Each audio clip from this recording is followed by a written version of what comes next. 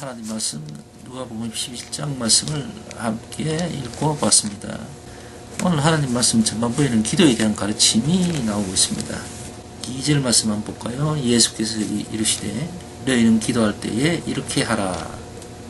아버지의 이름으로 아버지야 이름이 거룩히 여김을 받으시오며 나라에 임합시며 우리에게 날마다 일용할 양식을 주옵시고 우리가 우리에게 죄 지은 자를 즉 모든 사람을 용서하오니 우리 죄도 사하여 주옵시고 우리를 시험에 들게 하지 마옵소서. 이렇게 되어 있습니다. 2절에서 4절까지죠. 우리가 주기도문이라고 해서 우리가 참 많이 암송도 하고 했었죠. 근데 설상 우리가 기도할 때 이런 주기도문을 반복해서 이렇게 하고 하진 않죠. 주기도문을 이렇게 자꾸 반복해서 이렇게 암송하고 있지는 않은 걸로 알고 있습니다. 이 기도의 본이라 할까요? 예를 이렇게 이제 보여주신 거지요. 좀 더 정확하고 명확하게 이제 간략하게 소개를 하자면, 너희는 먼저 그의 나라와 의를 구하라 하신 그 말씀이 아마 전체적인 어떤 핵심인 걸로 생각을 합니다. 언제나 보면은 우리가 필요를 따라서 또 각자의 어떤 형편을 따라서 절박한 분들은 그 절박한 부분을 놓고 하나님께 간절히 매달리고 어떻게 해결이라든가 어떤 간절함을 이제 구하고 그렇게들 하잖아요. 근데 하나님께 내가 어떻게 하면 주님께서 기뻐하시겠습니까? 라고 그렇게 기도하는 분은 그렇게 많지는 않은 것 같습니다. 그 때문에, 다시 말하면은, 예수님의 어떤 기도 가르침에 좀 반하는 어떤 우리들의 모습들이 많다라고 보여지는 것이죠. 하나님께서는 먼저 기도하는 우리의 어떤 입장을 하나님께 간절히 구하기보다는 하나님의 나라를 위하여서 우리에게 사명을 주시고 그 부분에 대하여서 먼저 하나님께 구한다면은 역시 하나님께서는 기도하는 자, 곧 우리가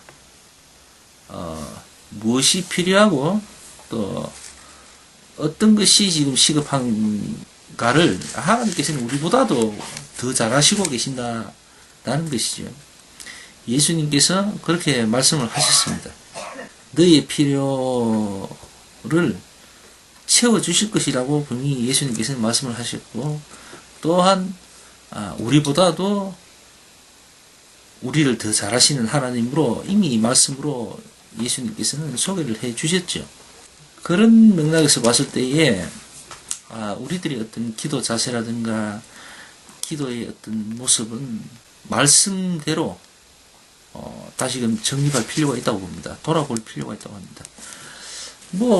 아무리 경제적으로 힘들고 어려울지라도 하나님 지금 돈이 필요합니다. 돈을 주십시오. 이렇게 계속해서 반복해서 하나님께 구한다면은 하나님께서 그 기도의 어떤 내용들을 듣고 좋아하시진 않을 걸로 생각되잖아요. 차라리 그 부분은 하나님께서 이미 내 형편과 내 모든 것에 대하여서 다 알고 계시기 때문에 믿음을 가지고 하나님께 맡기는 것이 차라리 낫지 않을까, 그렇게 생각을 해봅니다. 그러나 당장 현실에서 이제 너무 시급하고 갈급하니까 어쩔 수 없이 하나님께 그렇게 부르짖는 사람들이 있겠죠. 이렇게 말씀을 전하는 저도 사실은 때로는 어떤 문제를 두고 주님께 기도를 합니다만은 그 때문에 하나님의 나라가 어떻게 좀 더 나아지고 또 어떻게 좀 더 발전적으로 또 변화되고 그런 것 같지는 않아요. 그냥 제가 아쉽고 급하고 두렵고 하니까 하나님의 나라를 잠시 뒤로 하고 저를 좀 돌봐주십시오 하고 그렇게 기도하곤 했었습니다.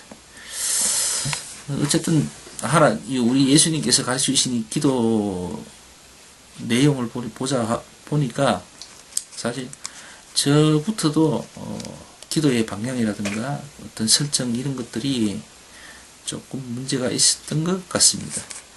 자, 그리고 오늘 다른 말씀은 다 다시 우리가 개인적으로 확인하면 되겠고, 후반부의 말씀을 우리가 좀 봤으면 좋겠어요.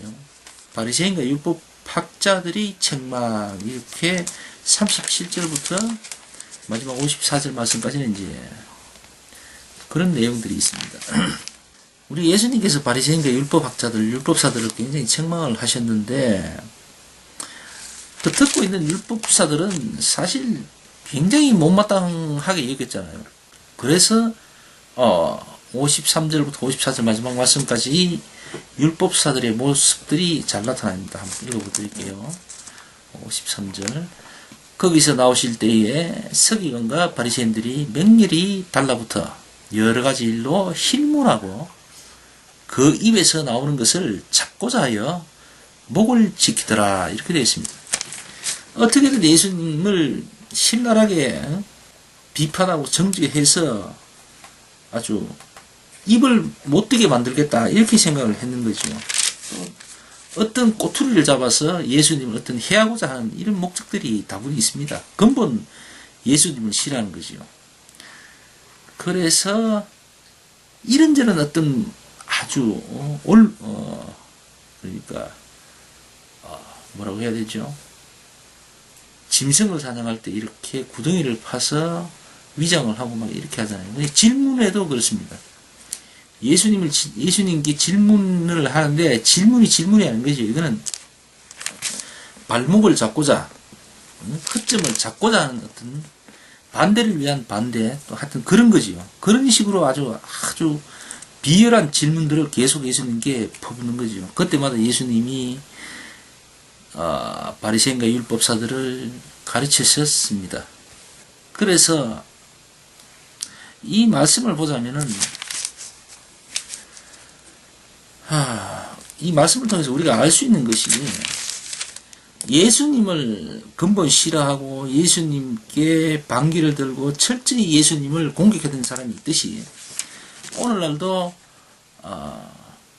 말씀을 쫓아서 살고자 하는 그리스도인들, 또 하나님의 어떤 지상 사명을 부여받고 책임을 갖고, 책임의식을 갖고, 사명의식을 갖고 열심히 복음 전파 위해서 헌신하는 사람들에게 늘 공격적으로 다가서는 그런 부류들이 있다는 그 사실, 그것을 우리가 알 수가 있는 것 같습니다.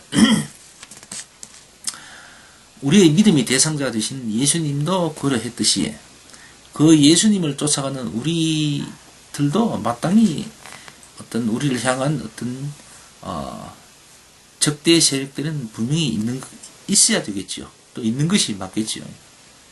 다시 말하면 그 말은 예수님을 믿고 살아가는 삶, 또는 복음을 전하고자 하는 전도자의 삶은 곧 고난의 삶이란 거죠. 그래서 아까 우리가 먼저 기도에 대한 자세를 잠깐 얘기했습니다만은, 우리가 복을 구하고 우리가 이 땅에서 참 많은 것을 누리고 살기에는 사실은 너무 우리의 어떤 이미 정해져 있는 우리들의 어떤 삶의 모습들하고는 좀 거리가 있는 거죠. 괴리가 있는 거죠.